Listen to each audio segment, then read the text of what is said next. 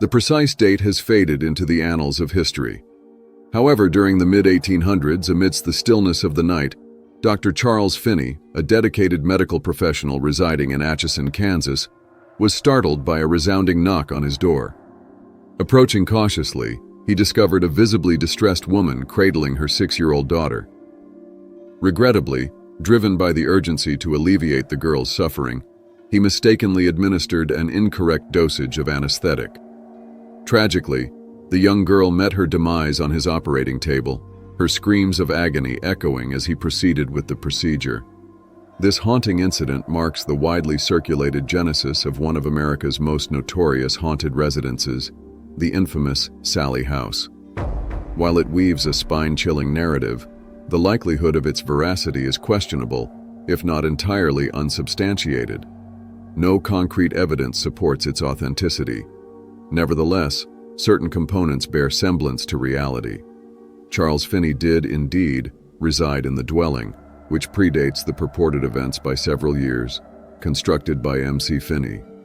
The property remained in the Finney family's ownership for an extended period, witnessing the passing of several family members within its walls. No historical records indicate the existence of a young girl named Sallie ever being treated or residing in that place. However, the numerous accounts of spirit encounters that many individuals claim to have might not necessarily involve departed souls. Perhaps these manifestations are linked to something entirely different.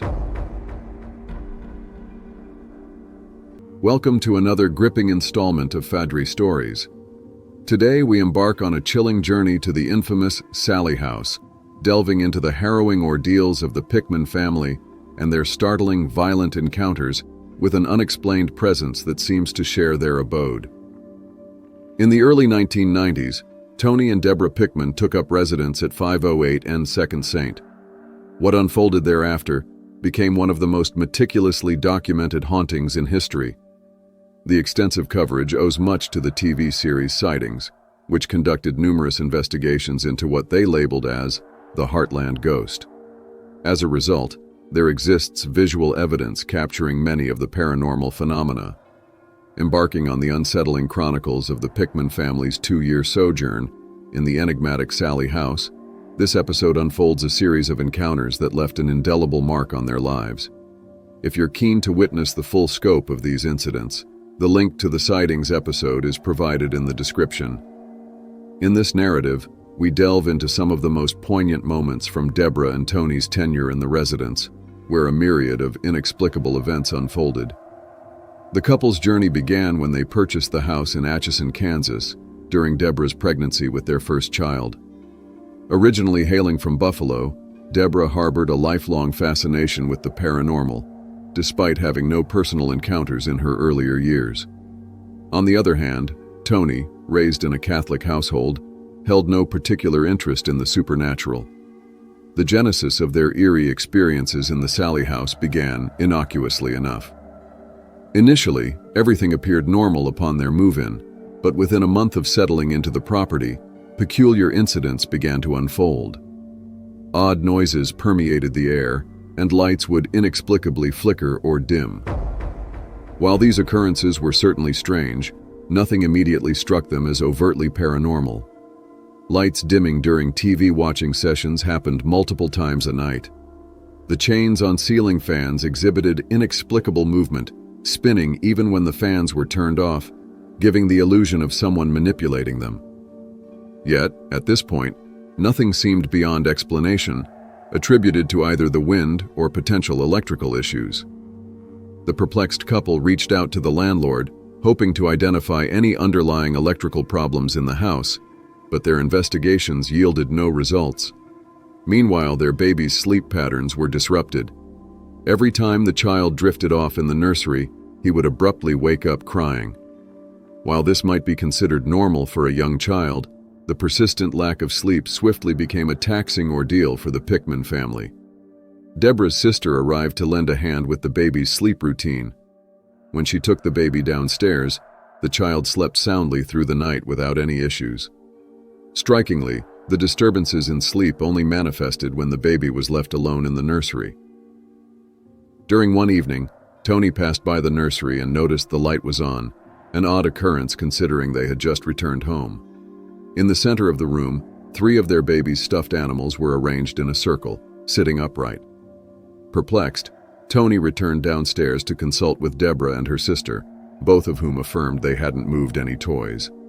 Upon returning to the nursery to investigate, they found no explanation for the peculiar arrangement. Carefully restoring the toys to their shelves, they turned off the lights and descended downstairs. Before reaching the bottom, they heard the lights flick back on. Returning to the nursery, they discovered the teddy bears once again on the floor, with the lights illuminating the room. This marked the initial instance where the couple confronted an inexplicable occurrence in the house. Once again, they extinguished the lights and returned downstairs. Surprisingly, this time the lights remained off.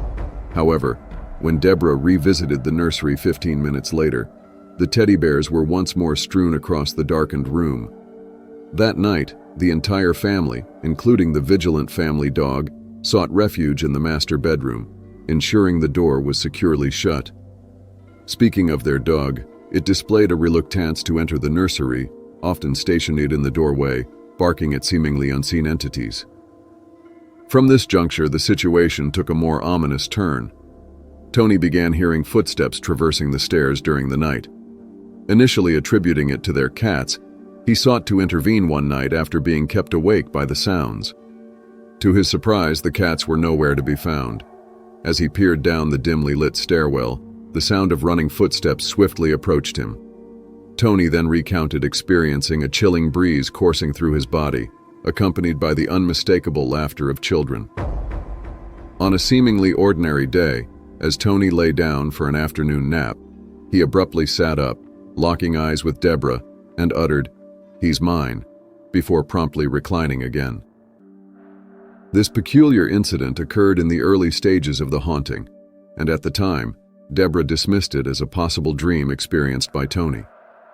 Another morning brought a disconcerting discovery. Family photos that adorned the stairwell walls were mysteriously inverted, with one of them exhibiting a cracked glass.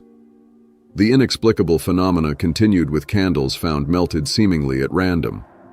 In one instance, a candle remained in its original unwrapped state, still covered in now melted plastic. Upon closer inspection, a small handprint in the wax caught their attention. Notably, the candle's wick showed no signs of burning, giving the impression that something hot had been pressed against the candle's wax. As these occurrences multiplied, the couple found themselves increasingly reaching out for assistance. This eventually prompted the sightings crew to pay a visit to the property. Despite initial skepticism, the team became captivated by the family's narratives and unearthed such compelling evidence that they found themselves making repeated returns for updates on the case. In the early stages of the sightings investigations, the family, particularly Tony, wished to remain anonymous, reluctant to reveal that it was they who were undergoing these inexplicable experiences. It took numerous investigations by the team before they felt comfortable enough to divulge their identity. Throughout the house, sporadic small fires would ignite, akin to sudden bursts of flames appearing and vanishing in an instant. On one occasion, during a family gathering, a doll was discovered ablaze on the stairs. The peculiar aspect of the burning was that it seemed to selectively affect specific areas of the doll, almost as if the flames originated from within. The damage inflicted on the Pickmans' belongings by these fires exhibited an unusual pattern. These were not unbridled fires, rather the destruction seemed highly targeted, capable of singling out specific parts of an object. The sightings team captured this phenomenon during their investigations. Tony grew increasingly convinced that whatever force was responsible for this had the potential to start a fire that, if unnoticed, could potentially engulf the entire house. Adding to the disquiet, there was the unsettling concern that whatever entity was disturbing their baby's sleep could potentially ignite the crib. The preceding occupants of the house, before the Pickmans, also recounted instances of inexplicable fires, such as witnessing the window frame of their nursery engulfed in flames. Deborah became increasingly convinced that they were dealing with the spirit of a little girl, desperately seeking their attention. This notion gained support from the mediums enlisted by the sightings team, who asserted that they could perceive the presence of a little girl. There's a little girl that's standing right there. the top of the stairs. Hello? Hello? Look. Hello? Can you speak to me? Sally? Is that your name, Sally? Sally? Okay. The family and our sightings investigative team were amazed that Peter James had correctly named the entity. A psychic was subsequently summoned to the residence, confirming the presence of a little girl's spirit in the house. According to the psychic, the spirit sought to be embraced as a member of the family, expressing a particular inclination to safeguard the Pickman's baby son. Longtime listeners of Fadri stories may recognize a disquieting parallel to another famous paranormal case we've explored.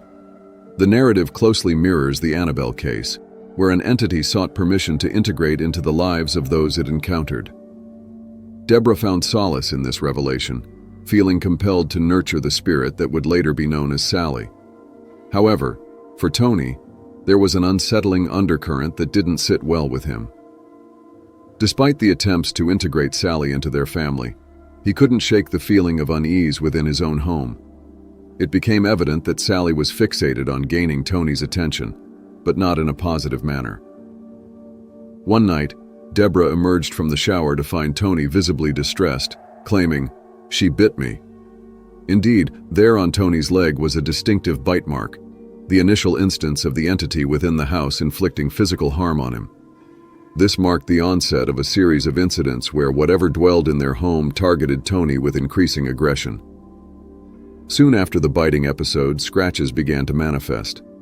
Tony would frequently discover deep red scratch marks on his body, some causing bleeding and accompanied by sharp pain, while others appeared without any discernible discomfort.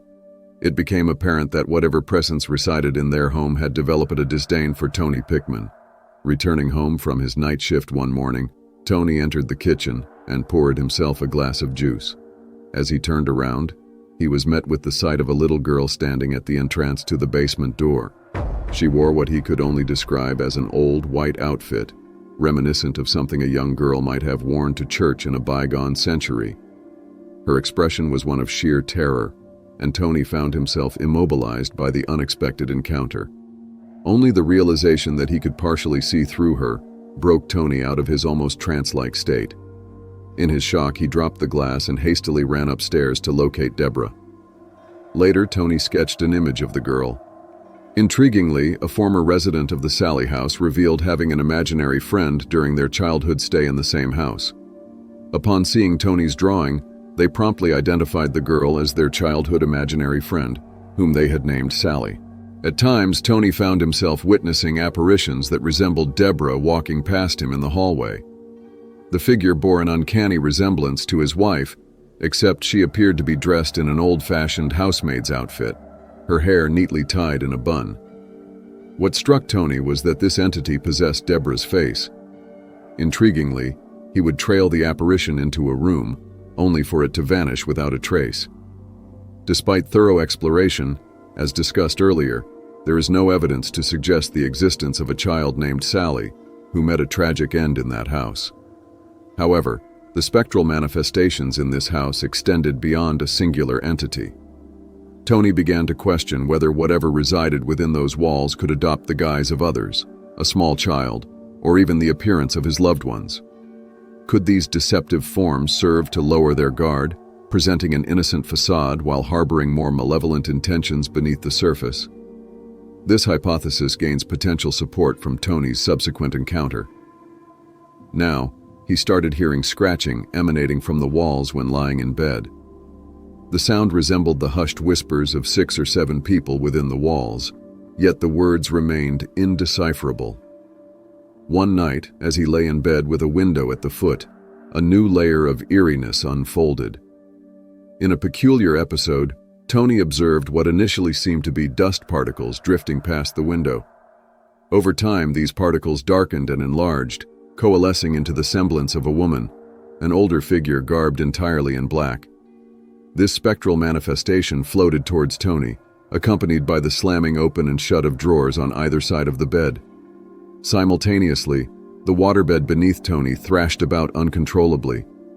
Despite his attempts, Tony found himself unable to scream. As the woman drew nearer, her arms extended, reaching for Tony's throat. The room echoed with her ominous proclamation, "I'm gonna," just as she lunged at his neck. Abruptly, Tony's perception shifted, and he beheld what resembled a colossal blackbird. In an instant, the woman vanished, the furniture ceased its chaotic movements, and Tony began screaming for Deborah. Desperation filled the air as he futilely struggled to open the door. Meanwhile, Deborah, situated across the hall with the baby, remained oblivious to the tumult, hearing only Tony's frantic shouts. Could this be dismissed as a solitary incident of sleep paralysis?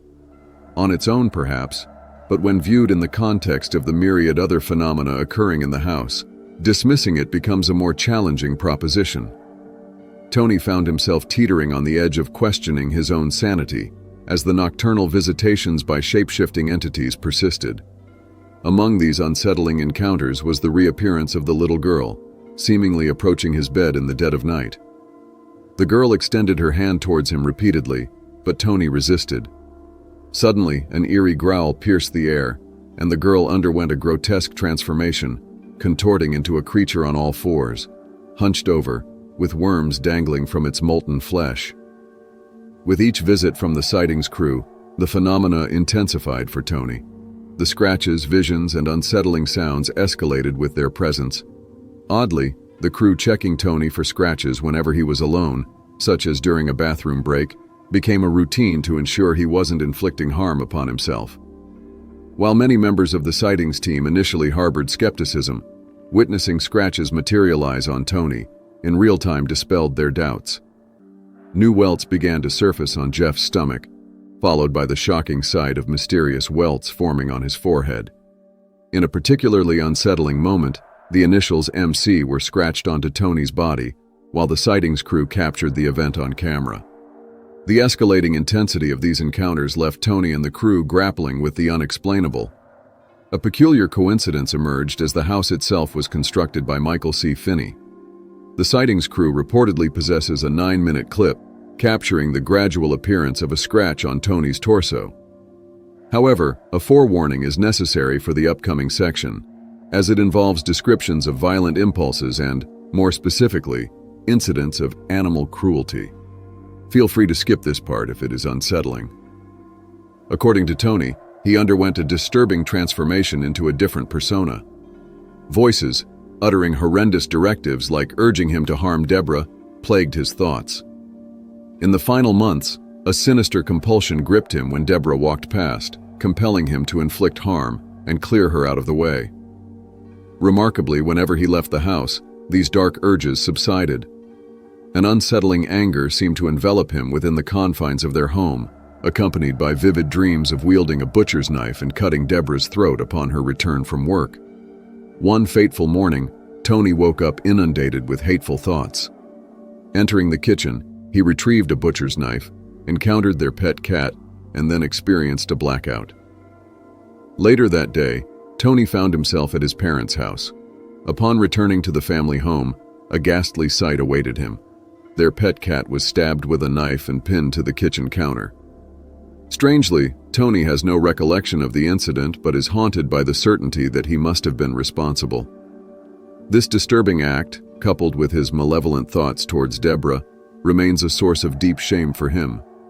Despite this, he shares these experiences to shed light on the profoundly unsettling nature of hauntings like this, whether caused by supernatural entities or psychological forces that transform Tony into a stranger to himself. Tony sought psychological assistance, but no clinical diagnosis explained his condition. The only respite from these violent impulses came from distancing himself from the ominous house. A question that arises is why, in the face of such disturbing events, Tony chooses to stay. The answer lies in curiosity, an eagerness for more data to comprehend the nature of these occurrences and what triggers them. Tony attempted to communicate the escalating severity of the situation with Deborah, but finding a resolution proved elusive. Deborah, however, exhibited an unusual reaction to the haunting. She was excited and fascinated by the entire experience, seemingly unaffected by its negative aspects.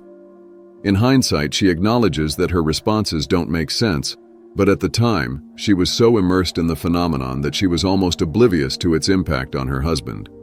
She remained unaware of the genuine danger lurking within. The turning point came when Tony was forcefully thrown into the rungs at the top of the stairs, breaking several of them.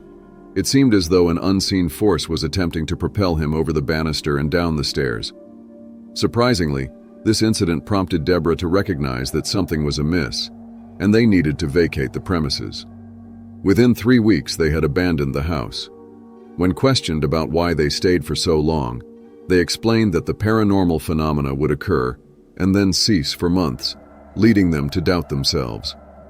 They would wonder if it was all in their heads or if whatever presence was there had departed. However, each time the activity would resume, starting with minor paranormal events that gradually escalated into more dark and violent occurrences.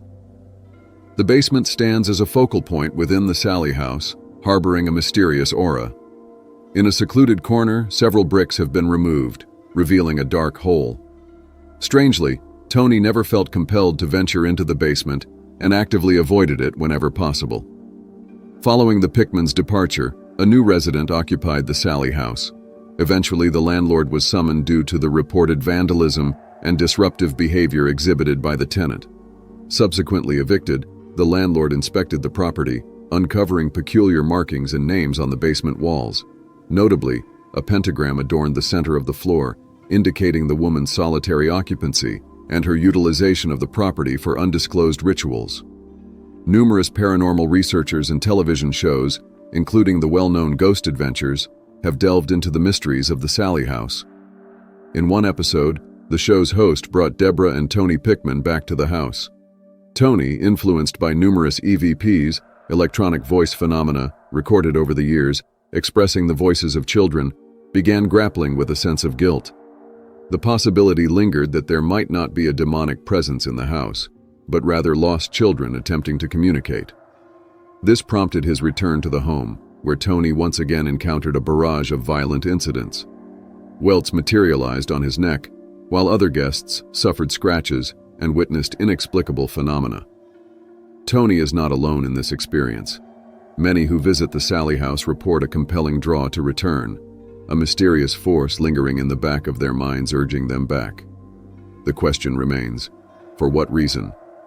The Sallie House has garnered significant attention from ghost hunters worldwide, turning it into a prominent tourist destination for paranormal enthusiasts. Numerous investigations within the property have produced a wealth of video, photographic, and audio evidence. Remarkably, the experiences shared by other investigators align with the unsettling encounters described by the Pickmans. Before concluding, I'll share a specific piece of evidence recorded during an investigation at the Sallie House. While I refrain from expressing personal beliefs on this channel, considering myself an optimistic skeptic, I harbor a quiet hope for the existence of ghosts or other paranormal phenomena, even in the absence of concrete evidence.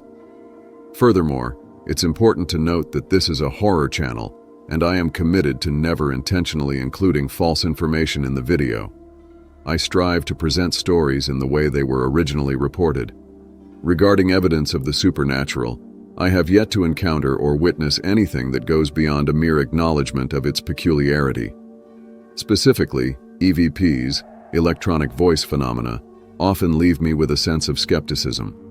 While I've come across some eerie recordings, a part of me remains open to the possibility that they could be fabricated or emanate from mundane sources. A particularly impactful moment for me occurred when I heard a clip 2 years ago, a moment that has stayed with me since. Upon hearing it, I froze in my seat, replayed it, and shared it with anyone who might find it intriguing.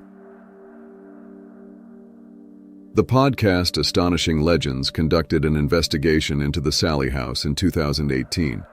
It's worth mentioning that this podcast typically doesn't engage in in-person investigations. Instead, it delves into various unexplained stories, seeking to either prove or debunk them in a measured and rational manner. Astonishing Legends is not a ghost hunting show and refrains from overly dramatizing their narratives. If you're interested, I highly recommend their extensive series on the Sallie House, which spans hours. delving into the annals of history and engaging in interviews with the Pickmans and other individuals entangled in the enigma of the Sallie House. Our comprehensive investigation unfolds, dissecting the evidence and even challenging its authenticity. On July 20th, 2018, we strategically positioned an audio recording device, a Panasonic RRDR60, within the nursery of the Sallie House. This recorder is configured to activate only in response to detected sounds. We discreetly exited the room, returning moments later. The ensuing audio file remains unaltered, devoid of any added effects beyond a volume boost. A word of caution. Many who have immersed themselves in this recording have reported disconcerting sensations. Proceed at your own risk. Yeah.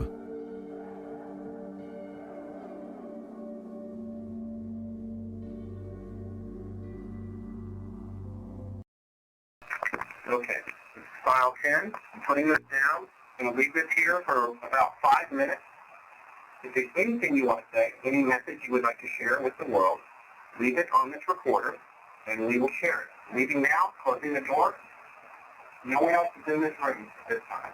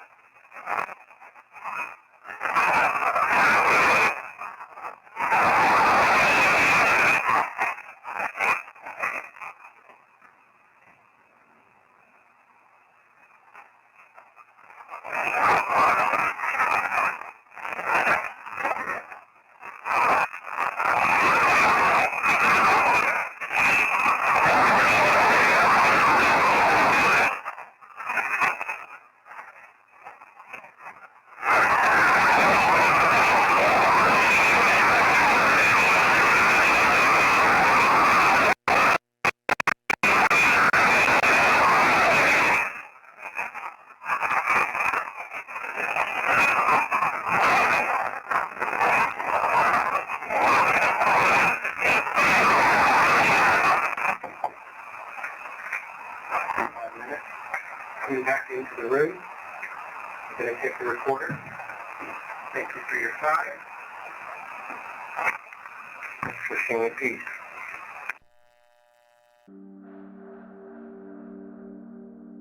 Subscribe if you're interested in more creepy videos.